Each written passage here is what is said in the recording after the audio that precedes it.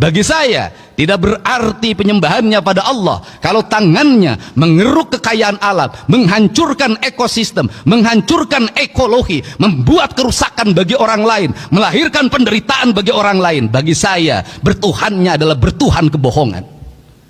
Karena itu komitmennya harus bersama. Maka dalam komitmen bersama itu tadi ditandatangani, saya menyebutnya itu disebut dengan gerakan manunggal.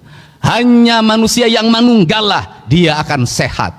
Hanya manusia yang manunggalah dia akan sejahtera. Dan hanya manusia manunggalah dia adalah manusia yang menyatu dengan seluruh alamnya. Dan kelak ketika dia meninggal, dia akan kembali pada kesucian dirinya, kembali pada Allah sang pemilik dan maha suci dalam hidupnya.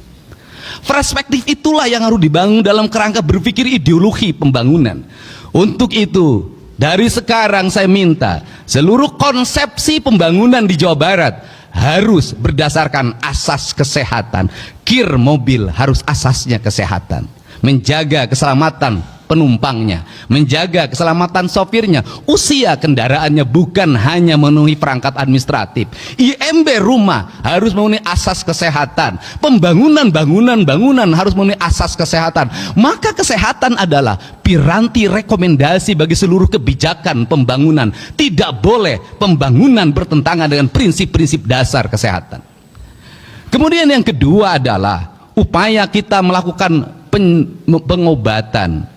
Maka seluruh perangkat pemerintah harus segera mengalokasikan pembiayaan, menyediakan puskesmas pembantu di tingkat desa dengan kekuatan layanan yang memadai, menyediakan puskesmas di tingkat kecamatan yang rawat inap dengan kerangka layanan yang memadai, memberikan rumah sakit layanan di setiap kabupaten kota, di mana satu rumah sakit di kabupaten kota yang satu memiliki spesialis penyakit yang A, yang rumah sakit kabupaten lain yang B, yang kabupaten yang lain yang C. Maka yang disebut dengan pembangunan aglomerasi wilayah, saya menyebutnya dengan pembangunan wilayah kebudayaan. Dulu pemerintah kolonial menyebutnya ekskersidenan. Maka di ekskersidenan itulah harus tumbuh rumah sakit kabupaten kota yang satu sama lainnya saling mengisi. Yang satu unggul di paru-paru, yang lain unggul di kanker, yang lain unggul di bedah saraf. Maka investasi negara, investasi pemerintah provinsi harus mengarah pada itu.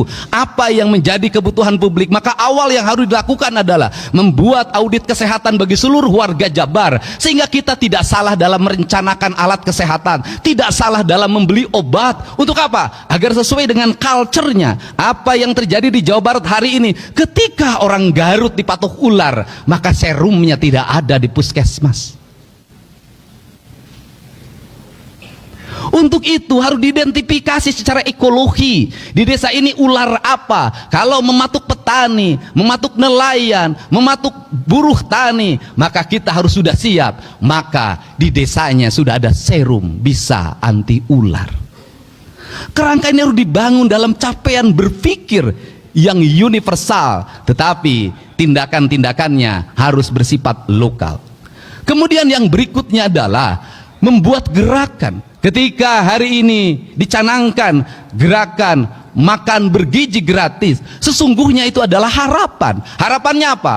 Harapannya anak-anak kita mendapat asupan gizi yang memadai. Hari ini anak-anak Jawa Barat mengalami problem di makanan. Kenapa? Ibunya sudah tidak memasak di rumahnya. Maka anak-anak jajan di pinggir jalan, maka anak-anak jajan dimanapun. Apa yang terjadi pada hari ini? Anak-anak meminum gula dengan kadar gula yang berlebihan yang dia dapatkan di warung-warung. Anak-anak memakan minyaknya, kadarnya sudah berhari-hari tidak diganti. Apa yang terjadi? Tingkat kesehatan derajat anak-anak menurun. Ketika tingkat derajat kesehatan anak-anak menurun, maka rumah sakit penuh dengan anak-anak, puskesmas penuh dengan anak-anak, maka kos pemerintah dihabiskan untuk biaya berobat. Padahal biaya berobat jauh lebih mahal dibanding dengan kita mencegah dari pengobatan. Yang kedua adalah kerangka cager kelangka bager. Maka orang cager maka dia akan bager. Bager itu apa? Bager itu dalam kata orang Sunda, yaitu orang yang memiliki kebersihan hati awalnya. Celik putih, celak herang, caang bulan 14, jalan gede sasapuan, tegenek temalekmek balumbang timur narawangan. Maka sifatnya dedehan welasan asihan, nulung kanu butuh nalang kanu susah nganter kanu sieun nyaangan kanu poeken. Maka kerangka kerja itu harus dibangun dalam sistem pendidikan yang membangun karakter pribadi anak-anak. Anak-anak kita pinter main IT-nya, anak-anak kita pinter berucapnya, tapi hari ini lemah kesabarannya, lemah fisiknya. Dan dalam jangka panjang, kalau ini dibiarkan, maka akan menjadi ancaman masa depan. Saya katakan tadi malam, sudah layak para bupati wali kota hari ini mengevaluasi anak-anak TK, SD dan SMP menggunakan perangkat HP dalam kehidupan keseharian, kalau ingin punya generasi hebat.